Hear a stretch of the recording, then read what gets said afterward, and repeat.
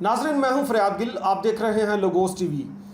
पहले तो हम बात करेंगे उस शख्स के ताल्लुक से जिसने स्वीडन में एक मकरूह काम किया। उस मलाऊन ने हम मसीहियों ने पुरजोर मजम्मत की है, करते हैं। इसके साथ मैं बताऊंगा ये शख्स कौन है। पाकिस्तान में करारदाद आज पास हो जाएगी, ये भी अच्छा है, बहुत अच्छा है। कल एक पीसफुल एहतजाज का भी पाकिस्तान में कॉल है, करने जा रहे हैं, ये भी बहुत अच्छा है। हम भी उनके साथ खड़े हैं, हमारी दुआएं आप लोगों के साथ हैं और हम भी यही चाहते हैं कि इस तरह का मकरूह काम नहीं होना चाहिए। तो पहले मैं आपको बताता हूँ, ये जो बंदा है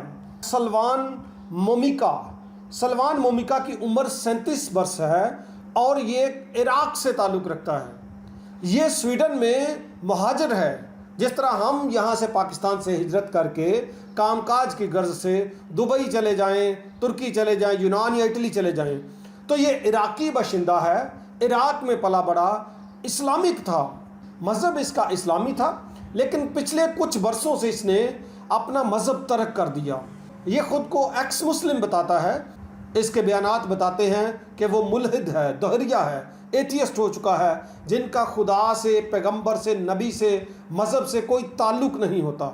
उसने ये मकरूह काम किया कि कुरान शरीफ के नुस्खे की बेहुरमती की। हम मसीही बहसीयत एक कौम आप सबके साथ खड़े हैं और चाहते हैं कि भरपूर अंदाज में मुंह तोड़ जवाब दिया जाए।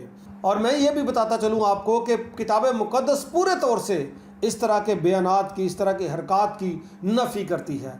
मेरी एक पोस्ट पे एक बंदा आता है और वो लिखता है कि जो पड़ोसी है, जो वर्ष मैंने कोट की ही मत्ती की इंजील की 22वें बाब की 37वीं आयत से, जहाँ पे लिखा है 36वीं आयत से, एक रब्बी सवाल करता है कि उस्ताद बता, तौरात में सबसे बड़ा हुक्म कौन सा है? तो 37वीं आयत में यीशु मसीह ने कहा, खुदावंद अपने खुदा से अपने सारे दिल और अपनी सारी जान और अपनी सारी ताकत और अपनी सारी अक्ल से मोहब्बत रख। ये पहला और बड़ा हुक्म है।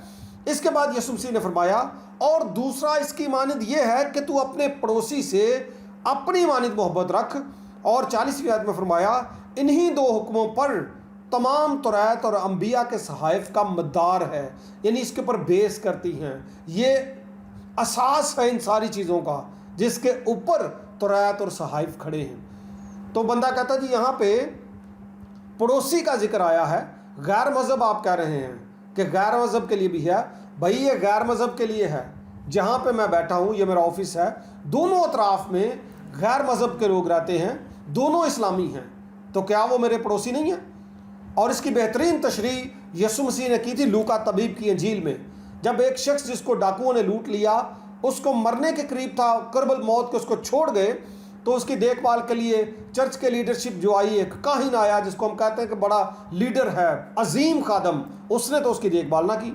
बाद में एक लावी आया जिसको हम कहते हैं पूरा इंतज़ाम संभालते हैं चर्च के लोग आज के दौर में, उसने तो उसकी देखभाल ना की। फिर एक ऐसा शख्स आया जिसको हम निचले तबके के लोग समझते हैं और समझते हैं कि इनका मज़हब से इतना कोई ख़ास ताल्लुक़ नहीं है, उसने उस बशर की देखभाल की।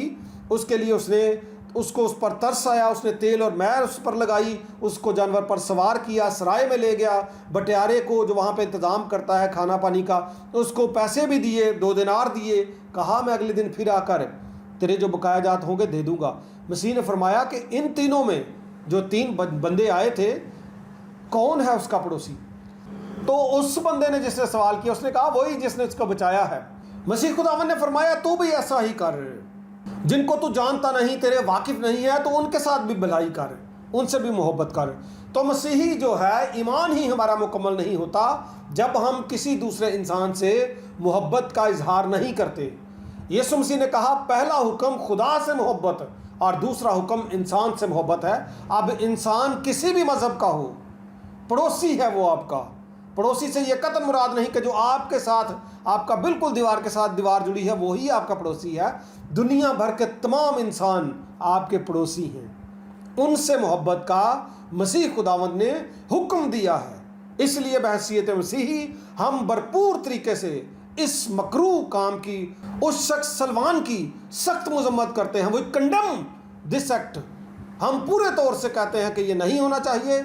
और इसके अलावा जो हमारे इस्लामी भाई हैं, वो एक स्वीडन जो फ्लैग है, स्वीडन फ्लैग को उन्होंने पाँव के नीचे रौंदा है, اور اس کے خلاف پروٹیسٹ کر رہے ہیں سویڈن کے خلاف، لیکن اس فلیگ کے اوپر پوری مسیحیت کا ایک نشان ہے، صلیب کا نشان۔ تو ہمارے بھی جذبات مجروح ہوتے ہیں، لیکن یسوع مسیح نے فرمایا کہ تم اپنے مخالفوں کے لیے بھی دعا کرو، تم اپنے ستانے والوں کے لیے بھی دعا کرو۔ ہم دعا گو ہیں کہ خدا ان کو ہدایت بخشے اور ان کو برکت دے۔ سویڈن میں بھی اور پاکستان میں بھی لوگ صلیب کے نشان کو اپنے پاؤں کے نیچے روندتے ہوئے دکھائی دیے ہیں۔ یہ افسوس کی بات ہے، ایسا نہیں کرنا چاہیے۔ ہم بھی پورے طور سے آپ کے ساتھ کھڑے ہیں پاکستان کی افواج کے لیے۔ میں پورے طور سے آپ کو کہہ رہا ہوں، چرچز میں ہر سنڈے جب بھی عبادت ہوتی ہے، چرچ کے اندر صرف مسیحیوں کے لیے دعا نہیں کی جاتی، پاکستان میں بسنے والے ہر بشر کے لیے دعا کی جاتی ہے، پاکستان کی سالمیت کے لیے دعا کی جاتی ہے، پاکستانی عدلیہ اور افواج کے لیے دعا کی جاتی ہے۔ اس لیے آپ سے درخواست یہ ہے کہ آپ ہمارا لحاظ رکھیں، ہم پورے طور سے آپ کے ساتھ کھڑے ہیں اور چاہتے ہیں کہ اقوام متحدہ، اقوام عالم قانون سازی کر کے اس طرح کے جو افعال ہیں ان کی روک تھام کریں، ایسی قانون سازی کریں کہ کسی بھی مذہب کے ساتھ آئندہ آنے والے وقت میں اس طرح کا کوئی کام نہ ہو، تاکہ نہ صرف اسلام، مسیحیت بلکہ دیگر مذاہب بھی اس طرح کی بے حرمتی سے محفوظ رہیں۔ Thank you so much. See you in the next video. God bless you.